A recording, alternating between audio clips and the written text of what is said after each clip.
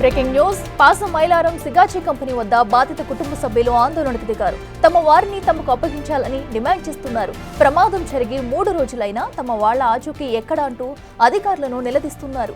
రోజు మొత్తంలో గంట కూడా స్వెచ్ ఆపరేషన్ చేయడం లేదంటూ ఆగ్రహం వ్యక్తం చేస్తున్నారు.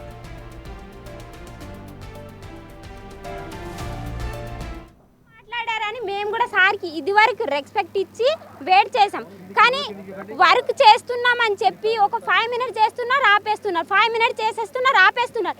ఇప్పుడు 3 డేస్ నుంచి మాకు కావాల్సిన బాడీ సావాల ఇన్సూరెన్స్ రిస్క్ అది చెప్పండి. ఇన్సూరెన్స్ కాలిపోయిందంటే ఎలాగో వస్తుంది కదా, ఇన్ని ఫుటేజ్లు తీసుకున్నారు ఎలాగో వస్తుంది. దానికోసం బాడీలను వెతకడం ఆపేసి ఎందుకు ఇంకా వాళ్ళ ఇన్సూరెన్స్ ప్రాసెస్ రన్ చేయాలి? ఈ పని చూడాలి కదా, బాడీస్ తీయాలి కదా. ఇదే కనుక ఫస్ట్ డేనే తీస్తే సగం మంది బతికేవాళ్ళు. ఈ రోజు ఒక అబ్బాయి దొరికాడు, మా బాడీ వెతికడం కోసం బయటపడితే అబ్బాయి స్కిన్ ఏ మాత్రం డ్యామేజ్ అవ్వలేదు, బట్టలు కూడా అలాగే ఉన్నాయి. అదే బాబుని ఆ రోజు తీస్తే ప్రాణాలతో బతికేవాడు అబ్బాయి. ఎందుకు ఇంత లేట్ చేస్తున్నారు? వాళ్ళకి మేము మర్యాద ఇవ్వడం వలన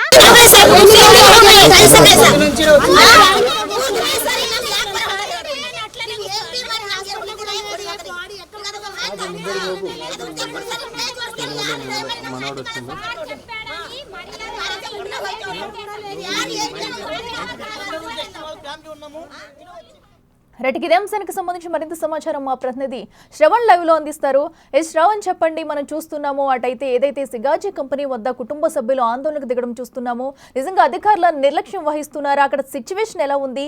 కుటుంబ సభ్యులను కూడా ఇంకా వెలికి తీయట్లేదన్న అనుమానాలు అయితే వ్యక్తమవుతున్నాయి. అక్కడ సిచ్యువేషన్ ఏంటి?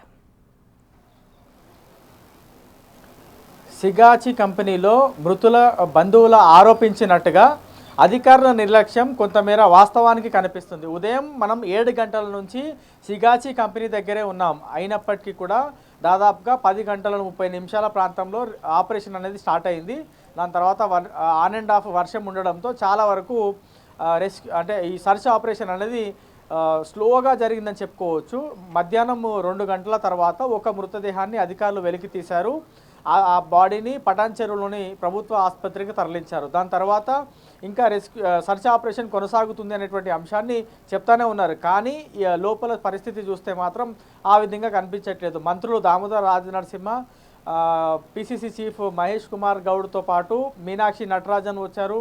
దాని తర్వాత ఇతర నాయకులు వచ్చారు, ఇతర పార్టీలకు సంబంధించిన కొంతమంది నేతలు వచ్చారు. వాళ్ళందరూ కూడా ఇక్కడికి వచ్చి వాస్తవానికి ఏం జరుగుతుంది, నిజంగానే సర్చ్ ఆపరేషన్ కొనసాగుతుంది అనేటువంటి అంశాలపైన వివరాలు అడిగి తెలుసుకున్నారు. కానీ మంత్రులు వెళ్ళిపోయిన తర్వాత కొద్దిసేపు మాత్రమే ఈ సర్చ్ ఆపరేషన్ కొనసాగింది అనేది బాధితులు ఆరోపిస్తూ ఉన్నారు. మొత్తము అంటే గడిచినటువంటి 3 రోజుల నుంచి మేము ఇక్కడే వేచి ఉన్నాము, మా బంధువులు ప్రాణాలు కోల్పోయారు, వాళ్ళ కనీసము వాళ్ళ బాడీలో ఉన్నటువంటి బోన్స్ అయినా దొరికితే మేము ఇక్కడ నుంచి వెళ్ళిపోతాము అనేటువంటి అంశాన్ని చెప్తా ఉన్నారు. ఇప్పటి వరకు మొత్తము దాదాపుగా 36 మంది దొరికితే 18 మంది మాత్రమే ఆ బాడీ ఎవరికి సంబంధించినవని గుర్తించి ఆ బాడీని వాళ్ళ కుటుంబ సభ్యులకు అప్పగించారు. మిగతా 18 మందిని ఇంకా గుర్తించనే లేదు. ఇవాళ ఒకటి బాడీ దొరికింది కాబట్టి మొత్తం ఓవరాల్గా 19 మంది.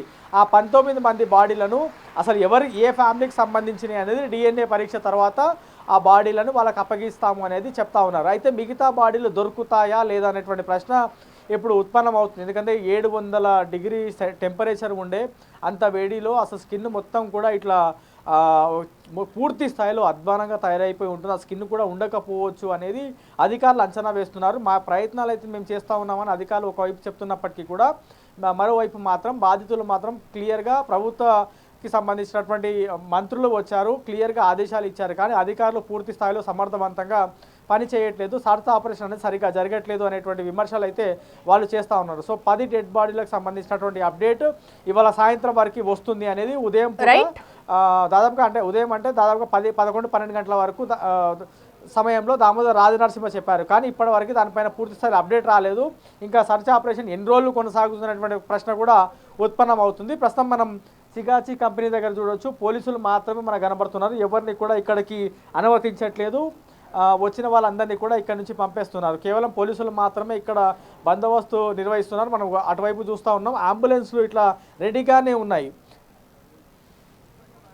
డెడ్ బాడీకి సంబంధించినటువంటి దాని అవయవాలు ఏమైనా దొరికితే అంబులెన్స్ని పంపించేందుకు పూర్తి స్థాయిలో అధికార యంత్రాంగం అయితే సిద్ధంగా ఉందని చెప్పుకోవచ్చు. ఓవరాల్గా మాత్రం సిగాచి కంపెనీ దగ్గర పోలీసు బందోబస్తు మధ్య లోపల సర్చ్ ఆపరేషన్ అనేది కొనసాగుతుంది అనేది అధికార యంత్రాంగం చెప్తుంది. మిగతా 10 డెడ్ బాడీలకు సంబంధించినటువంటి అప్డేట్ ఇంకా తెలియాల్సి ఉంది. ఎప్పటివరకు తెలుస్తుందో అనేది అధికారులు కూడా క్లారిటీగా చెప్పలేకపోతున్నారు. బాధితులు మాత్రం మరోవైపు ప్రభుత్వ రంగ అధికారులని పూర్తి స్థాయిలో వినవించుకుంటున్నారు. తొందరగా ఆపరేషన్ కంప్లీట్ చేయాలి, ఆ బాడీలు మాకు అప్పగిస్తే మేము ఇక్కడ నుంచి వెళ్ళిపోతామని వాళ్ళు చెప్తా ఉన్నారు.